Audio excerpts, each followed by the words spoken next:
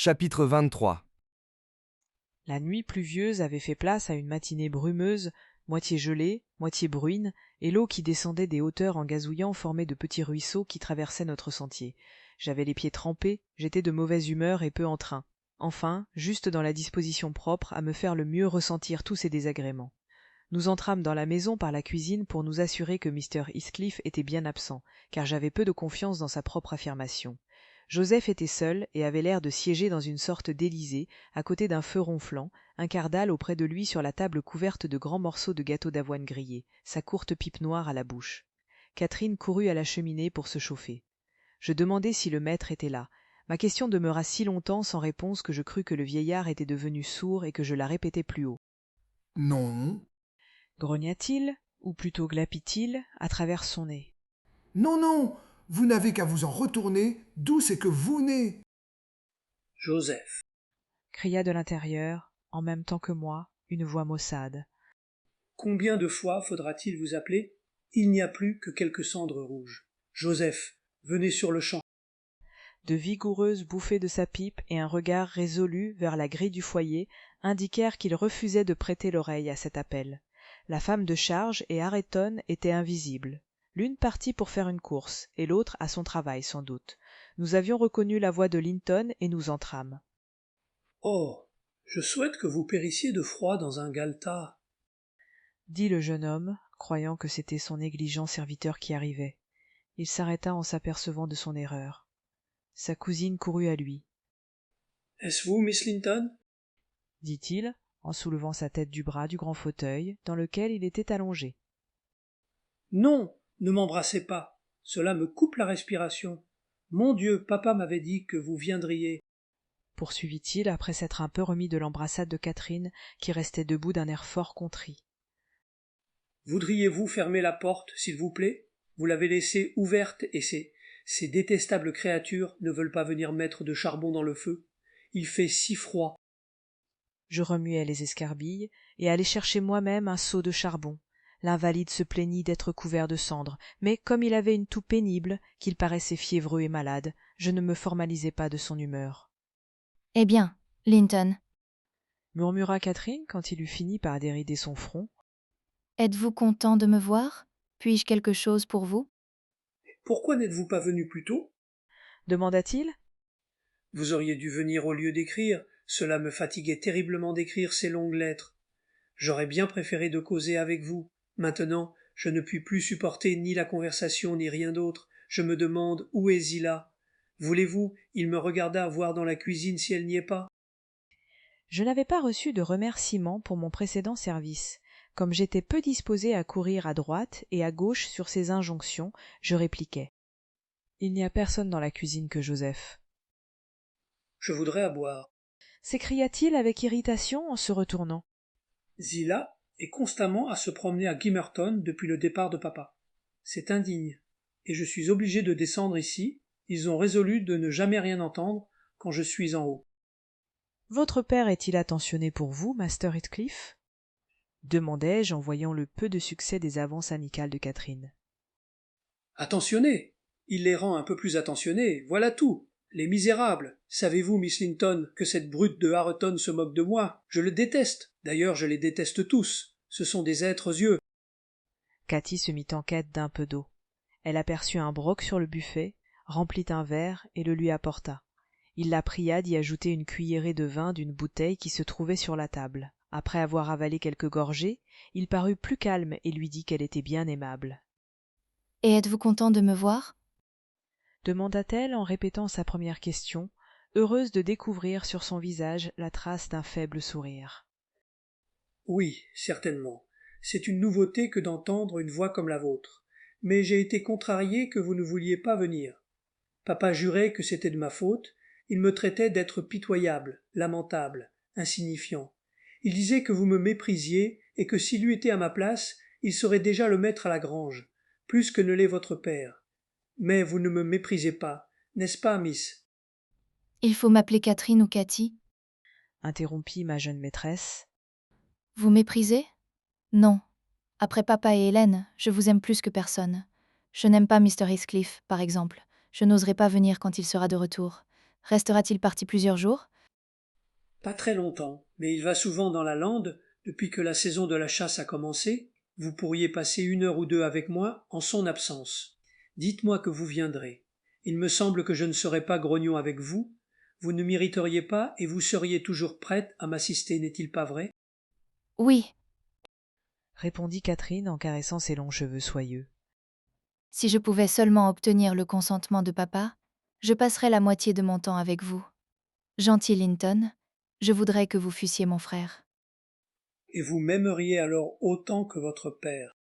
Observa-t-il plus gaiement. Mais papa dit que vous m'aimeriez plus que votre père et que tout au monde si vous étiez ma femme. Aussi est-ce ce que je préférerais que vous fussiez. Non, je n'aimerais jamais personne plus que papa. Répondit-elle gravement. Puis, il y a des gens qui détestent leurs femmes quelquefois, mais jamais leur sœur ni leur frère. Et, si vous étiez mon frère, vous vivriez avec nous, et papa aurait autant d'affection pour vous qu'il en a pour moi. Linton nia qu'il y eût des gens qui détestassent leurs femmes, mais Catherine affirma qu'il y en avait, et dans sa sagesse, cita comme exemple l'aversion de son oncle pour sa tante. Je m'efforçai d'arrêter ses propos irréfléchis. Je n'y réussis pas avant qu'elle eût raconté tout ce qu'elle savait. Master Heathcliff, fort irrité, affirma que son récit était faux. Papa me l'a dit, et papa ne dit pas de mensonges. Répondit-elle vivement. Mon papa, à moi, méprise le vôtre. S'écria Linton. Il le traite de couard et de sot. Le vôtre est un méchant homme, Répliqua Catherine. et c'est très mal à vous d'oser répéter ce qu'il dit. Il faut qu'il soit bien méchant pour que tante Isabelle l'ait abandonné comme elle l'a fait. Elle ne l'a pas abandonné. Vous n'avez pas le droit de me contredire. Elle l'a abandonné. Cria ma jeune maîtresse. Eh bien, je vais vous dire quelque chose. Votre mère haïssait votre père. Voilà. Oh. S'écria Catherine, trop exaspérée pour pouvoir continuer. Et elle aimait le mien. Petit menteur, je vous déteste maintenant. Elle haletait, la figure toute rouge de colère. Oui, oui, elle l'aimait. Chantonna Linton. Il s'enfonça dans son fauteuil et renversa la tête pour jouir de l'émotion de son interlocutrice qui était derrière lui.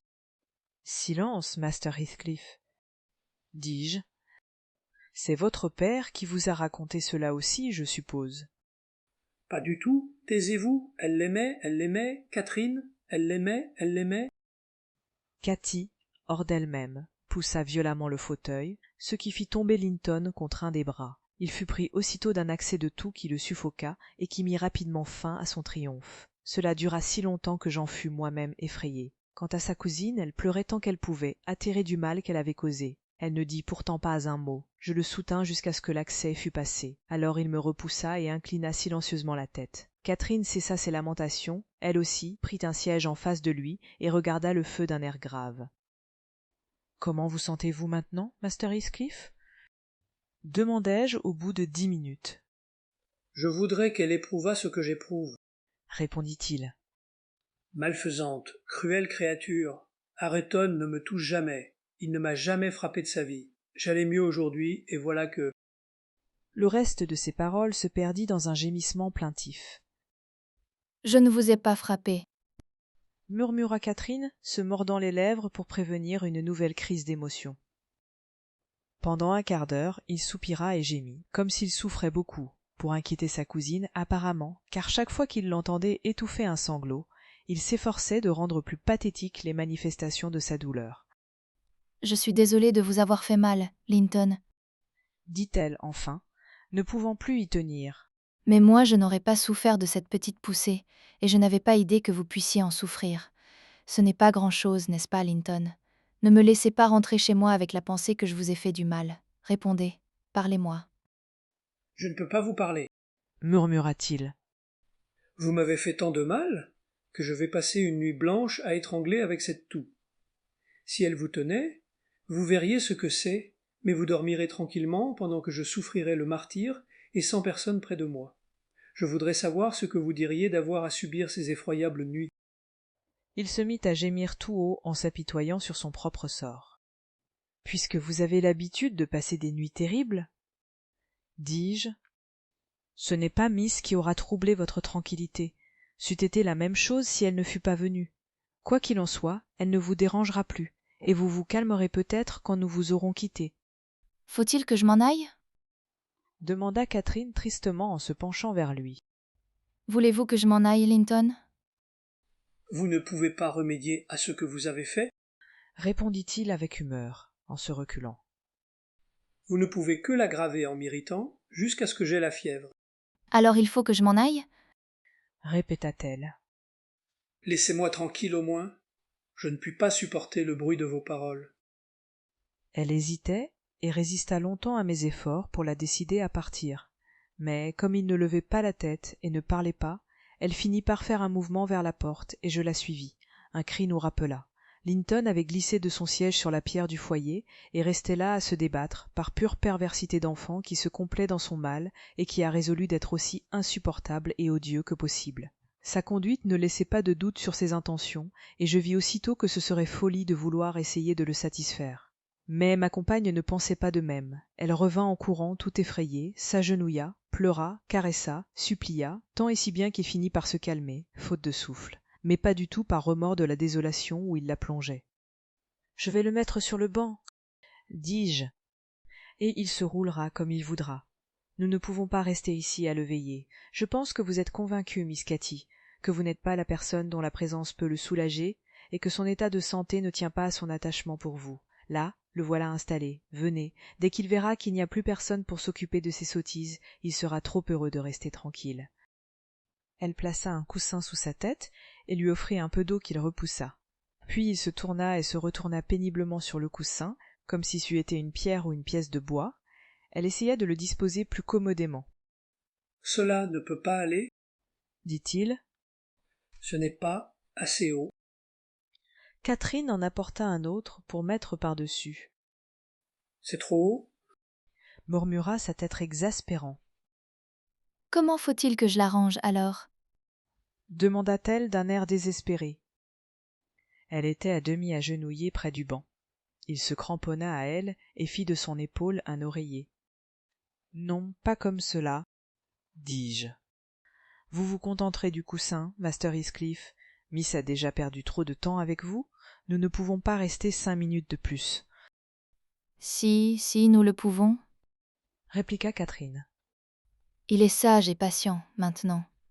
Il commence à comprendre que j'aurai bien plus de chagrin que lui cette nuit, si j'ai lieu de croire que ma visite a aggravé son état, et alors je n'oserai pas revenir. Dites-moi la vérité là-dessus, Linton, car il ne faut pas que je revienne, si je vous ai fait du mal. Il faut que vous reveniez pour me guérir. Vous devez venir précisément parce que vous m'avez fait mal. Grand mal, vous le savez bien. Je n'étais pas aussi souffrant quand vous êtes arrivé que je le suis à présent. N'est-ce pas vrai?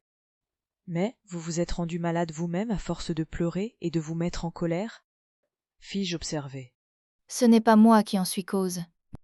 Dit sa cousine.